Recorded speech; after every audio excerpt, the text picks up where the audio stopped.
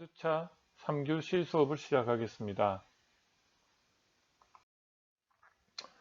자, 수익성 분석, 순현재 가치, 요거를 이제 제가 그 세 개 중에 이제 한 번 더 예시를 들어가 한다고 했는데요.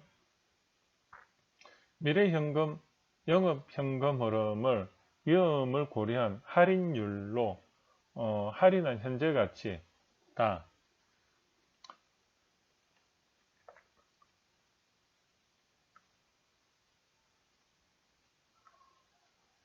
여기 영업 현금 흐름을 우리는 FCF, 즉 요거를 순이익이라고 하고, 아까 제가 설명할 때 이 법인세하고 투자 감가상각비하고 잉여 현금 흐름 요 세 가지를 제하기 전에 순영업이익을 우리는 에비타, 세전영업이익이라고 보통 이야기를 합니다. 그래서 그 세전영업이익을 가지고 우리가 하는 게 NOI 방식이라 해가지고 뒤에 배울 건데, 지금 현재는 이런 법인세 이런 걸 다 해가 순이익, 즉 잉여 현금 흐름 요런 것들이 요렇게 이제 도출이 되는데요. 자, 보시면 제가 위에 그림을 하나 어디서 많이 본 것 같죠? 뭐냐면 PLC 이론과 BCG 분석 기법하고 그 다음에 기술 확산 이론까지 다 넣은 겁니다. 그래, 기술 확산 이론은 뭐냐면 PLC 이론에서 혁신 초기 수용자, 초기 다수자, 후기 다수자, 수용자가 있고 요 중간에 캐점이라는, 어떻게 보면 혁신 수용자와 초기 수용자의 어떤 얼리 어댑터적인 수요에서 실용성을 중요시하는 요 수용자, 초기 다수자나 후기 다수자, 후기 수용자들과의 그 취향에서 오는 제품이 매출이 안 일어나는 그 죽음의 계곡을 데스밸리를 우리는 캐점이라고 하는데, 그때 매출이 없으니까 이제 운용 자금 같은 게 필요하겠죠. 그래서 또 여기 보면 요 매출 곡선은 처음부터 매출이 일어나진 않고요. 서서히 이렇게 일어나다가 어때요? 여기 이제 처음에는 초기, 성장기, 성숙기, 쇠퇴기 이런 과정을 거치는 거죠. 그것을 우리는 BCG 분석에서는 퀘스천, 그 다음 스타, 캐시카우, 도구로 이렇게 표현을 했는데, 자, 그래서 우리 사업이 2020년도에는 준비기간이라고 보고 2021년부터 2022년, 2023년부터가 이 한 10년간을 이제 사업이 시작된다고 했을 때, 이제 매출액을 한번 추정을 해보면 처음에는 1억 매출이 일어나다가 이렇게 초기에는 1억 5천, 2억, 2억 5천, 이제 성장기에 갈 때는 이렇게 점점 늘어나다가 3억 5천을 정점으로 3억, 2억 5천 이렇게 이제 줄어든다고 했고요. 그때 매출 원가 비율을 30%로 했을 때 4천만 원, 4,500만 원, 6천만 원 이렇게 이제 매출 기반으로 해서 이렇게 매출 원가가 나와 있고, 그 다음에 매출 총이익은 말 그대로 매출액에다가 매출 원가를 뺀 게 매출 총이익이라고 합니다. 이런 거는 자꾸 외우려고 하세요. 매출 총이익이 뭐냐? 그러면 매출액 마이너스 매출 원가다. 컨설팅 가서 매출 총이익이 뭐 어떻게 하는데 내가 모르면 안 되잖아요. 매출액에다가 매출 원가를 뺀 단순한 건데 이걸 굉장히 어렵게 말했어요. 매출 총이익. 거기다가 판매 관리비와 같은 일반 관리비가, 이거는 어떻게 보면 고정비죠. 그래서 처음에 인건비 쪽으로가 한 4천만 원 정도가 일반 관리비로 인건비하고 사무실 유지비가 4천만 원이 이렇게 보증비로 쭉 듭니다. 그렇게 했을 때 세전 영업이익, 이거를 우리는 순영업이익이라고 하는데, 순영업이익이 뭡니까? 순영업이익이 뭡니까? 예, 세전 영업이익과 같은 말입니다. 순영업이익이 뭡니까? 세전 영업이익, 에비타, 이 전부 같은 말이에요. 근데 순영업이익 했을 때 에비타하고 무슨 관계지? 이렇게 이야기하면 안 된다는 거죠. 그래서 에비타는 세전 영업이익이고 순영업이익입니다. 이걸요, 제가 이거 말씀드리는 거지 다른 데서 이렇게 이야기 안 해요. 이게 책마다 다르고 하니까 맨날 헷갈려요. 근데 제가 요번에 여러분들한테 가르치면서 제가 정리를 한 겁니다. 그래서 순영업이익은 세전영업이익 에비타다. 에비타가 뭐죠? 이익은 earning, 그 다음 B는 before, 그 다음에 I는 이자, 그 다음 T는 text, 그 다음에 DA는 감가상각, 이런 뜻이에요. 그래서 여기 뒤에 보면 법인세, 감가상각, 잉여 이런 것들을 뺀 게 잉여 현금 흐름이에요. 그래서 잉여 현금흐름을 보니까 이 4천만 원에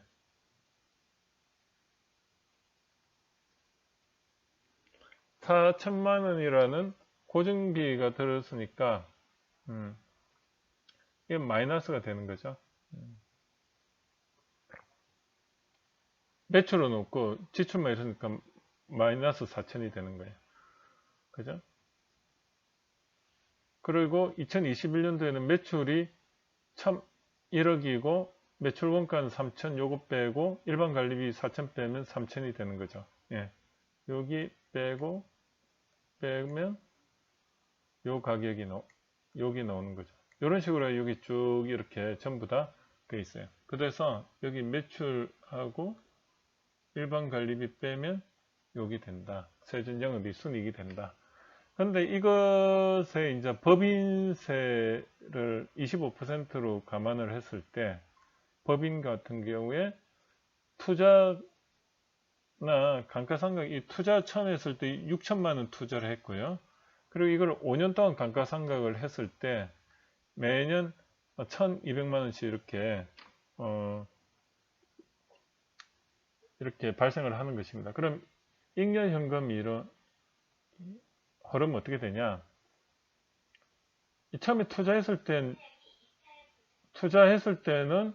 6천만 원이 투자됐지만 그 다음에부터는 돈은 안 들어오지만 이게 1,200만 원이 돈이 들어온 것처럼 이렇게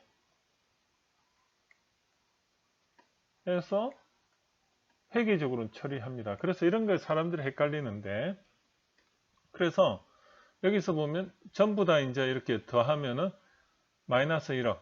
처음에는 손해가 마이너스 1억이 났고 2021년도에는 세전 영업이익에다 법인세 빠지고 그 다음에 감가상각비 더하면 3,450만 원의 이익이 나고요. 이렇게 쭉 해서 이제 이익이 나는 것입니다. 그래서 이것을 이제 전부 다 이렇게 돼 있는데 이거를 할인율을 해보니까 20% 많이 했네요. 그래서 DC를 20 했을 때 1 플러스 0.0, 0.2 하니까 1.2가 돼가지고 2000년도에 복리하면 1.44, 1.73 뭐 이렇게 되죠. 그러면 잉여 현금 흐름에다 이거를 나눠주면 요게 NPV가 되는 겁니다. 이게 현재 기준으로의 복리를 적용했을 때 어떻게 보면 현재 가치가 되는 거예요. 이거를 다 합하는 거죠. 요걸 전부 다 마이너스 1억에다가 이걸 전부 다 합한 것이 이거 얼마죠?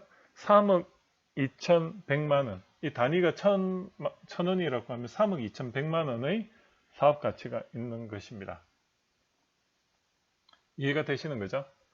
자, 요게 이제 사업 타당성 분석에서 궁극적으로 수익성 분석에서 순현재 가치 평가의 핵심입니다. 여러분 이걸 알면은 사업 타당성 분석에서 여러분들이 어느 정도는 안다고 보셔야 돼요. 그 다음에 기술가치평가서나 또는 여러분들이 사업계획서를 할 때 사업 타당성 분석 결과물로 이렇게 해서 이 사업의 가치가 있다고 이렇게 IR을 할 때 이렇게 딱 제시를 하면 투자자들이 굉장히 신뢰를 합니다. 그리고 그 안에 있는 표들에 대해서도 여러분들이 설명을 할 수가 있으면 회계 지식도 뽐낼 수가 있고요. 이해가 되시죠? 또 계속 제가 설명을 반복해서 할 거니까 요번에 이해가 안 되더라도 또 제가 설명을 계속 하겠습니다. 순현재 가치평가법을 이 사업 타당성 분석 프로세서에 연관지어서 한번 제가 전체적으로 설명을 한번 드려보면요. 이 사업 타당성 분석이 예비 사업 타당성 분석과 본 사업 타당성 분석이 있는데, 이 오른쪽 밑에 우리가 NPV를 구하는 것은 본 사업 타당성 분석으로서 이 5번에 해당이 됩니다. 그래서 이 본 사업 타당성 분석이 이 사업 타당성 분석인데요. 이 사업 타당성 분석을 하는 데 있어서 그럼 어디서 이런 데이터들이 도출이 되느냐 보니까 매출액 같은 경우는 처음에 외부 환경 분석을 통해서 추정이 되는 거고요. 그러려면 자료조사라든지 뭐 어떤 여러 가지 방법에 의해서 그 해당 분야의 시장 크기라든지 성장률이라든지 점유율이라든지 이런 시장 매력도 부분에 대해서 자료조사를 통해서 전문가의 관점에서 이 매출액을 추정하는데, 이 매출액도 어디까지나 전문가의 관점에서 본인이 그거를 어떤 합당한 근거에 의해서 도출하기 때문에 굉장히 수치적으로는 이렇게 만들었지만은 수치적으로는 이렇게 했지만 이것도 숫자로 표현했지만 어떻게 굉장히 주관적인 겁니다. 결국은 다스리죠. 그 다음에 이 매출 원가도 그렇고 이런 일반 관리비 도출하는 것도 어차피 그 분야의 전문가의 관점에서 대충 매출 원가가 이게 해당 업종과 업태에 따라서 30%가 될 수도 있고 40%가 될 수도 있고 20%가 될 수가 있는 그거는 본인만이 알 수가 있는 겁니다. 컨설턴트는 알 수가 없어요. 그 다음 일반 관리비도 마찬가지고요. 그래서 그 분야의 전문가가 되어야 된다는 것입니다. 매출액하고 매출 원가나 일반 관리비, 즉 시장성과 기술성을 도출해내려면 그 분야의 경험을 많이 쌓아서 자신만의 어떤 노하우와 그리고 대충 그 원가 비율이라든지 일반 관리비 이런 게 얼마 정도 규모에서 들 거다 이런 데이터들이 도출이 되려면 그만큼 어때요?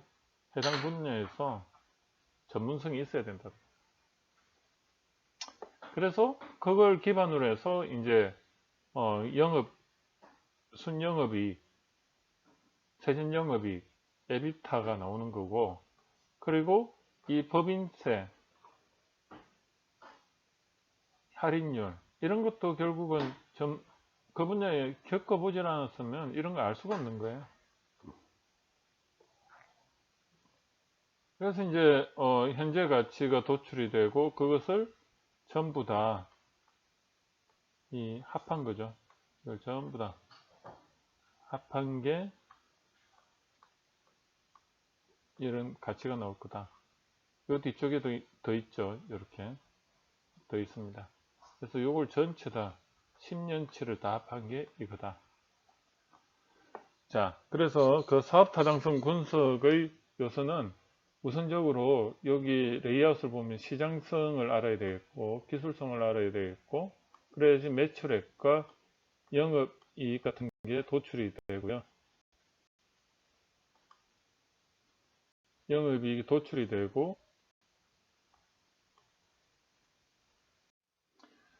자, 그 다음에 이제 아까 그 IRR 평가법에 대해서 제가 앞에도 설명을 했지만 순현재 가치, 순현가가 NPV가 제로가 되게 만드는 할인율을 R인데 그거를 특별히 IRR이라고 한다.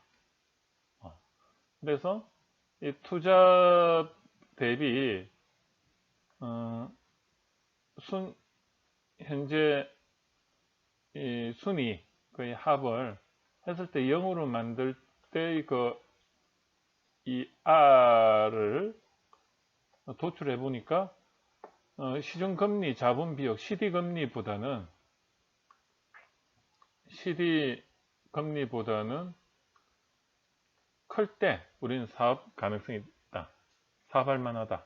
그래서 여기 같은 경우는 뭐 그냥 제가 예시를 이렇게 1억으로 쭉 놓고 한번 했더니 이 전체 10년 동안의 투자 대비 회수 기간을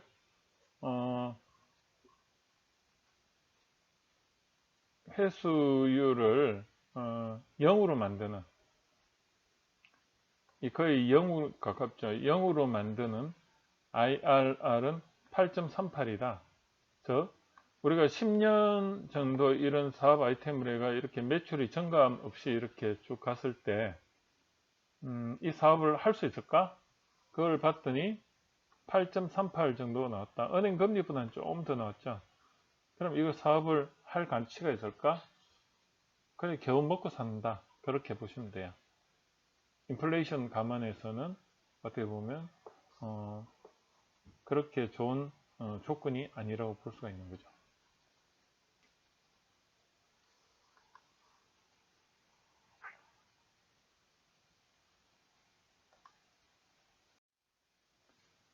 그 다음은 이제 브레이크 이븐 포인트 BP를 제가 좀 설명을 드리는데 NPV가 제로가 되는 시점에서 이거 R을 구했을 때 그 시점에서 연도에서 이거 매출액과 그 연도가 그 BEP 브레이크 이븐 포인트 손익분기점이 되는 거죠. 그래서 여기서 한번 보시면 이 투자비가 있고요. 투자가 이렇게 쭉 이게 어떻게 보면 이건 영업이익입니다. 이건 어떻게 보면 순이익이라고 보시면 됩니다. 순이익이고 여기서 매출 곡선 여기 되고요. 이 매출 곡선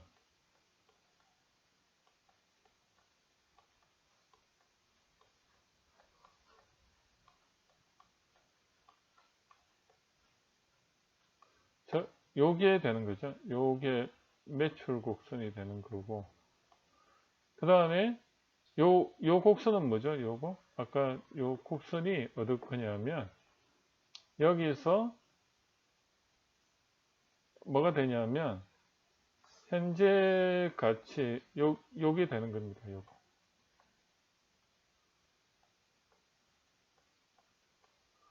그렇게 했을 때 그걸 했을 때 투자가 1억 정도가 투자가 됐을 때 이것을 제로로 만드는 시점이 몇 년도째냐? 2022년도에 됐을 때 요 전체 요걸 합했을 때 0이 되는 요 시점이 결국은 2022년도죠. 요게 어떻게 보면 NPV가 제로가 되는 거죠. 현재 가치로 전부 이제 환산해가 그걸 다 더했을 때 그때를 브레이크 이븐 포인트라고 이야기를 하는 것입니다. 그때 이제 여기 보시면 요 전체 투자 빨간 데에서 요 파란 거를 어떻게 보면 이제 똔똔이 되는 부분, 요 부분이 되는 거죠. 예, 이해가 되시죠? 그때를 우리는 브레이크 이븐 포인트라고 NPV가 제로가 되는 시점이다. 그렇게 보시면 되고 그래서 BEP는 DCF 현금 할인율이 DCF가 적용되어 판단이 돼야 되는 것입니다.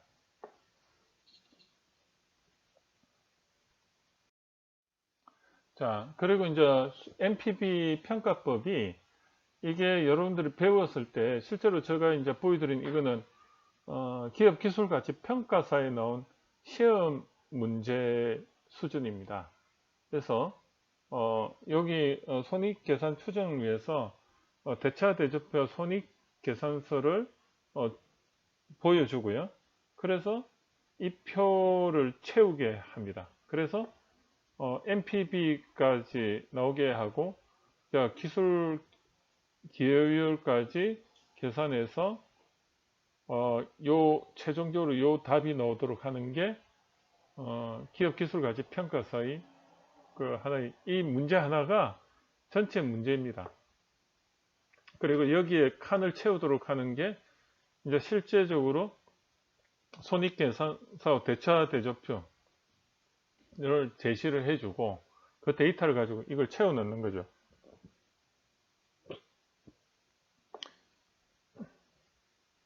그런데 여기 자세히 보면 이 매출액이라든지 아니면 여기 보면 매출 원가, 감가상각비, 매출 총이익, 이게 일반관리비, 그 다음에 이 일반관리비에 여기 아까 감가상각비가 이렇게 반영이 돼 있으니까 DA가 빠졌죠. 여기 이거 DA가 빠졌어요. 그래서 그냥 EBIT입니다. 영업이익. 거기다가 이제 텍스트가 들어가면 세후 영업이익이 되는 거고, 그 다음에 여기에 이제 이런 투자 변수들이 이제 이렇게 들어가고 그렇게 했을 때 이제 순운전 자본, 운영 자금이죠.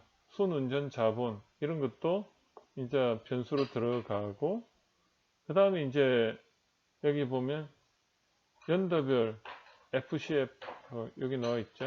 요걸 계산하는 거는 어떻게 하냐면 요거를 데이터를 가지고 이제 세후 영업 이익하고 감가상각비를 이렇게 다시 정리를 쭉 해가지고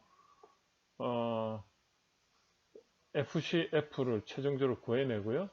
할인율을 14.56으로 이거는 이제 거기 시험 문제에 이렇게 할인율이 제시가 될 겁니다.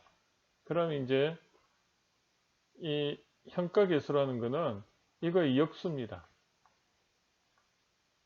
1 나누기 1 나누기 1.15 하면 이렇게 나오고요.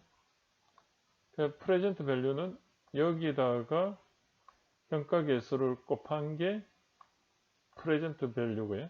이걸 전부 다 합한 것이 기술 기업 가치 이렇게 되는 거죠.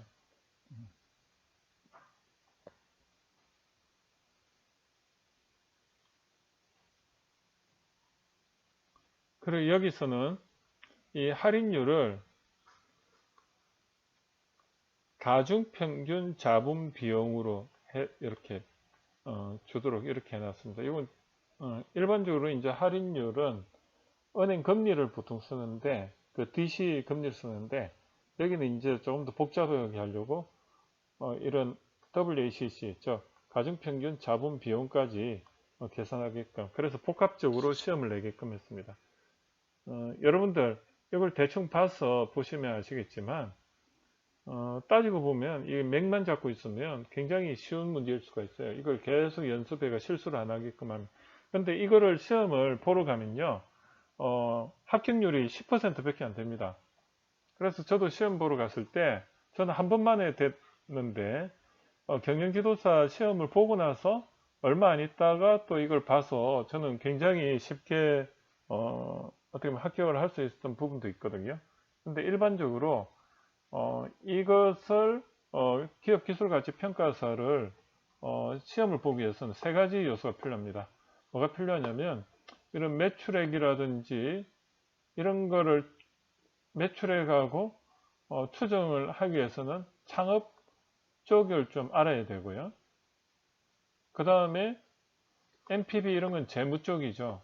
재무도 알아야 되겠고 창업과 재무과 그다가 이 기술 가치, 이 평가 이런 거 도출하는 거는 어떻게 보면 변리사와 같이 그 기술적인 특허적인 어떤 역량도 좀 필요합니다.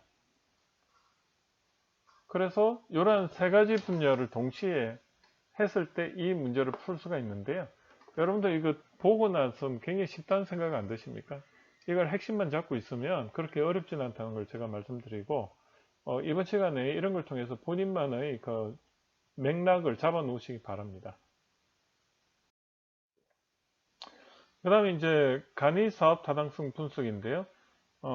제가 5가지 그 조건에 대해서 미리 말씀을 드렸었습니다. 그래서 총자산에 투자되는 자산 부채 자본, 부채 플러스 자본은 총자산이라고 했는데 거기 한 1.5의 두 배가 매출액이 되는 거고, 그래서 내가 1억을 투자한다면 만약에 보수적으로 하면 1.5억이 매출액이 되는 거고요. 그 다음에 영업이익은 그 매출액의 10%니까 한 1,500만 원 되는 거고요. 그 다음에 이 영업이익은 또 월로 했을 때는 그 1억에 대해서 내가 투자를 한 거에 대해서 2% 하면은 200만 원 정도가 월 어떻게 보면 제조업자의 그 어떻게 보면 영업이익이 되는 거고, 그 다음에 매출액은 이 매출액 대비해서 인건비가 보통 한 6배, 7배를 인건비를 곱했을 때 매출액이 되어야 되니까 208만 원 정도가 인건비가 되어야 되고요. 그 다음에 임차료는 월 125만 원 정도가 적당하다. 이렇게 기준을 잡고 사업성을 판단한다는 거죠.